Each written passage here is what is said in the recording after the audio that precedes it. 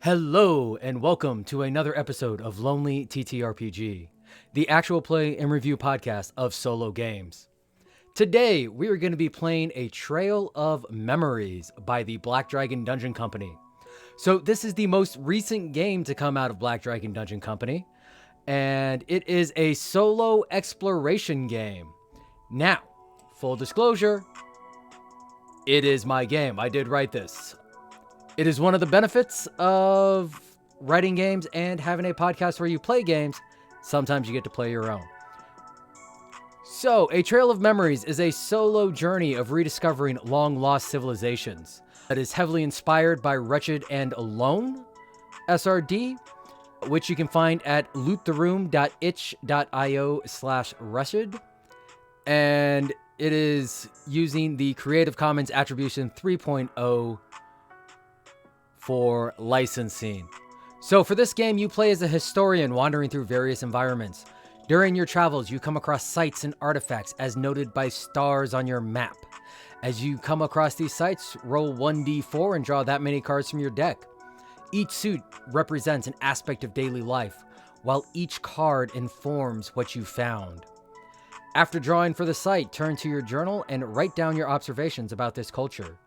You can use the provided maps or create your own. So the requirements for this game is a deck of cards, a d4, and some imagination. Now, before we get into it, I want to say if you enjoy this podcast, please hop on Spotify, iTunes, give us a like, give us a review, hit the thumbs up on YouTube, and subscribe, and leave us a comment. I love reading those. It is nice when somebody reaches out and says, hey, thank you for the hard work. And if you really like us, we do have a Patreon. The information is down below. Currently, we are trying to be able to afford an editor. So it would be nice to have an audio editor to make this sound just that much better. Also want to give a shout out to Dungeon Glitch on Twitter for providing the music. Dungeon Glitch has a Spotify channel under Dungeon Glitch. So if you go check that out, he has said on Twitter that you may use any of his music for your podcasts, games, whatever. Just give him a shout out. And so here's that shout out. Thank you, Dungeon Glitch, for that. Now, diving on into the mechanics. So for the cards, like I said, your suits are going to represent the various different aspects of society. Diamonds are going to be commerce, clubs, military, hearts, religion, and or magic, and spades are going to be architecture. And each card is going to represent a certain tool or item that you find. So, getting into the gameplay, all right, we got 4 different biomes. So what we're going to do is we're going to go ahead and roll a 1d4 in order to determine which biome we're in. And I got 3. So for the different biomes, you have forest, plains, mountains, and riverlands. I rolled a 3. We're going to call that mountains. So I'm going to go ahead and load up my mountain map. All right, so like I said, we are a historian traveling through a forgotten mountain path as we attempt to find out something about the culture that we found here.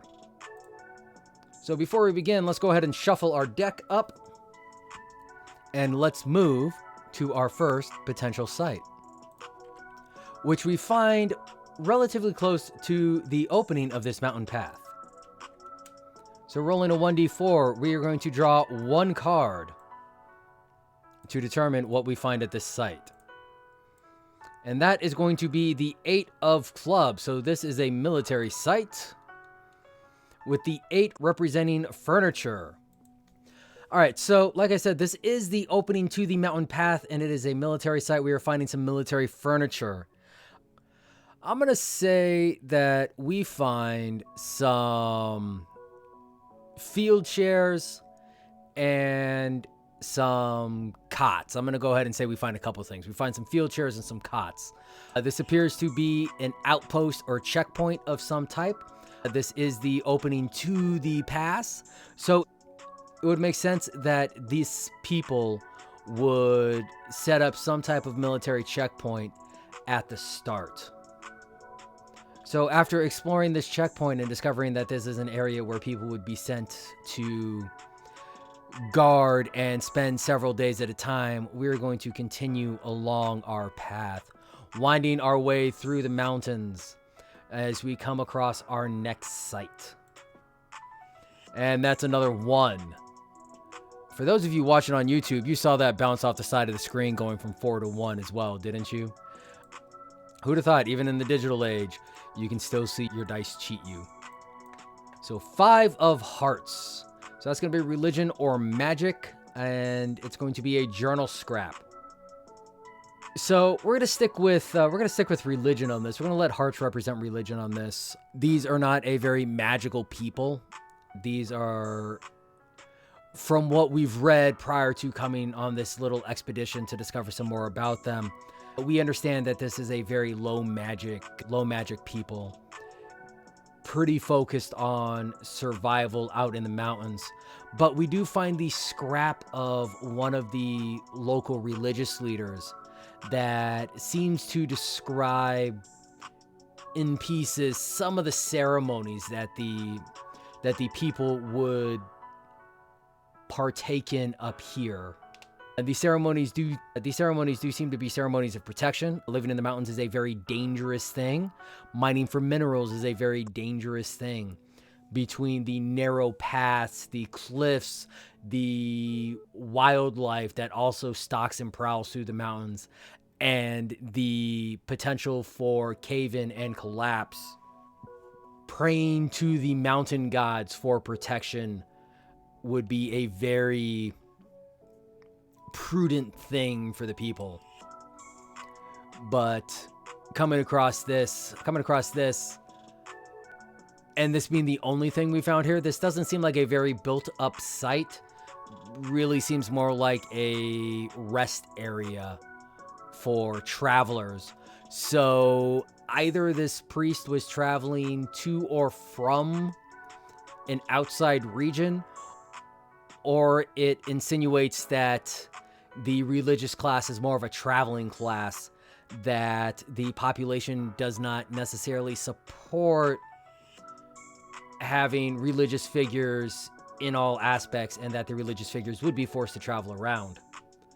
But with these insights gleamed, let us continue on our way, making our way up and over and down and around.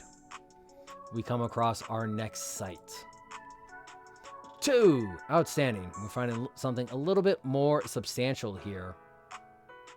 Let's see how much more substantial. All right, clubs and hearts. So religion and military. So for the 7 of clubs, that's going to be a building segment. And the 6 of heart is going to be a small tool.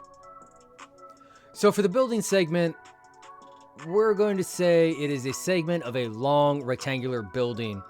And based on some of the wear patterns and some of the other debris we find in the area, while we can't find anything substantial, I'd be willing to hazard a guess that this was a barracks, that this was a more permanent place for the soldiers to congregate and live. This is further substantiated by the small religious tool, which is going to be a symbol of the mountain god. It appears to be a pendant of the mountain god, something that could be affixed on the end of a staff or on a chain to be worn by the religious official. So while it would appear that some of the priests or some of the religious officials do travel, this barracks area at least had a religious official more prominently present to help minister to the soldiers as they guarded the region and the area. But traveling on from the barracks, we make our way down and around the mountains, and we come across a small little valley basin, and we get another 2. All right, so 10 of diamonds, 10 of clubs. So more military and some commerce. And so that's going to be a full garment for each. So we've definitely found something a little more built up, a little more substantial. This appears to be a trading post. We have found the garments of the merchant class, the people who engage in the buying, selling, and trading of goods. They do appear to have very distinct dress to help separate them, as well as the uniform of one of the soldiers, which appears to be an officer's uniform. We're going to say it's an officer's uniform. I'm enlisted, but we'll let the officers feel important on this one for any officers listening in. Congratulations, you get to be important in a fantasy game. So we have an officer's uniform and we have a merchant's uniform, and we have a more substantial site nestled in a little valley area. So I would say that we've actually found probably one of the main towns. I can't think of any other place where these people would have someone more dedicated to commerce than a main housing area. And it's definitely well protected. It's definitely well protected because you have to go through the checkpoint to the at the entrance. You have to go through the barracks about halfway through this trail as a whole. So you have plenty of military checkpoints. So that's probably why the officer's back here lounging in the town and hanging out with the merchant. But we do have our first semblance of an actual populated area where the people would live, gather, and conduct trade. But as we finish traveling around our mountain, we come across our last site.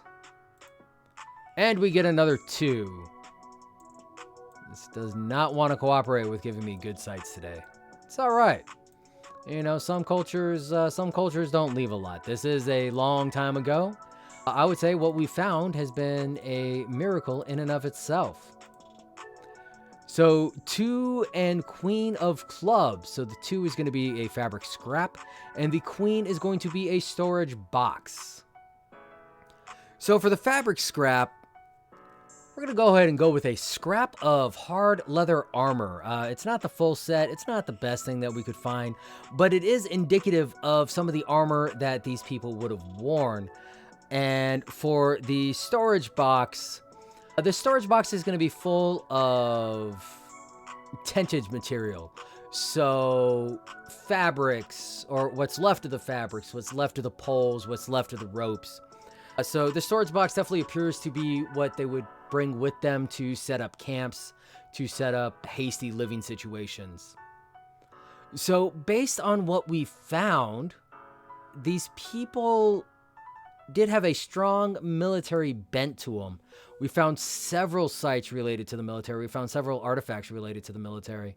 So whatever they were doing in these mountains, they obviously felt very concerned for their safety and put a high priority in their military. So that's an interesting bit to learn about these mountain people. We did find some evidence of religious practices. So they did have at least a developed sense of spirituality and some functioning commerce, but the commerce does seem to be relegated to the more easily accessible, secluded town area. So again, strong military presence patrolling the area, at the very least enough spirituality to warrant either traveling priests or perhaps soldiers were carrying a prayer book, which could be a definite possibility for that first scrap of protection prayers that we found. It could have been dropped by a soldier. You know, the religious amulet found at the barracks. So we do have a good spirituality, a good military presence, and some minor trade and economics. At the very least, some minor trade and economics preserved among their stronghold. Of note, an interesting thing we didn't find was anything related to agriculture. So this environment was apparently too harsh for them to do any type of real crop cultivation, to develop any type of real strong agricultural bent. So that would lead me to believe that they imported a lot of their staple foods and that they relied a lot on hunting and foraging in the sparse mountain terrains. So a very hard and hardy people, capable of walking these narrow trails and defending themselves against anyone who would attempt to come in and either harass or take what they have rightfully pulled from the mountains.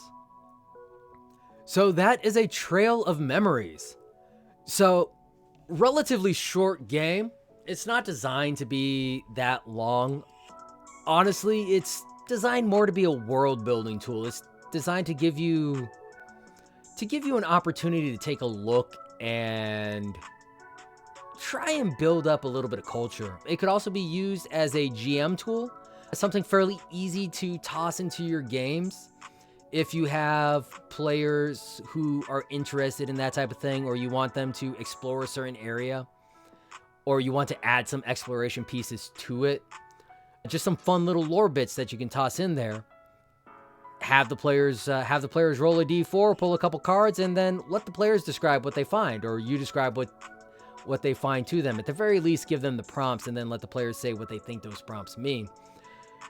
A nice little way to help engage them in the world building and engage them in the lore that you're trying to get across to them. But again, like I said, you could also play it as a straight game.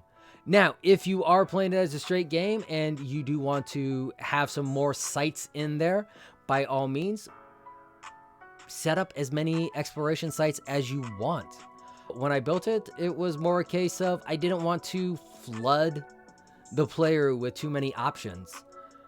But, that also comes at the cost of time. As you saw, it only took us about, 10, 15 minutes to roll through and play through that? So, yes, definitely a short game as is, but it's also a case of, so if you can roll by those sites again, roll your d4 again, pull some more cards. You can increase the dice size to pull more cards.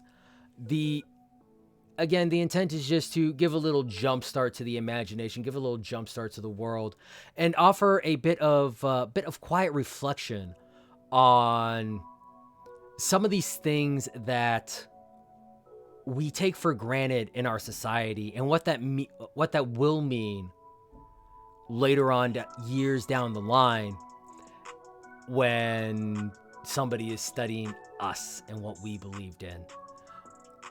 What type of tools you describe finding is very indicative of what type of tools you think are important to those trades. What type of furniture you find is very indicative of what type of furniture you think is necessary and comfortable. I mean, yes, everybody's gonna have desks and chairs and something like that, but is there any other type of furniture that you're going to see and that you're going to describe? So if you like this game, you can get it on TTRPG. Just search for A Trail of Memories or Black Dragon Dungeon Company. And if you search for Black Dragon Dungeon Company, by all means, check out any of the other games we currently have up there right now, such as our other world-building exploration game, Surveyors, which happens to be the first episode of this podcast. So if you're coming to us late and you like this, but you kind of want to see what it's like when it is homunculi exploring a pocket world, then by all means, go back to episode 1, check that out. But yeah, you can pick this up on DriveThruRPG. It is currently $2.99, so go give it a look. At the very least, add it to your wish list. I do sales randomly, and if you do get it and like it, then again, please give us a rating on DriveThru so that other people can find it. But I have been Steel Stash, and I want to thank you for joining me on this week's Lonely TTRPG. Bye. You've been listening to Lonely TTRPG, the solo TTRPG live play and review. If you've enjoyed this episode, please leave us a review. You can also reach us at Twitter at BDDC_pod or at Black Dragon Dungeon Company at gmail.com. If you really like us, you can consider supporting us on Patreon at patreon.com/Black Dragon Dungeon Company. Thank you so much.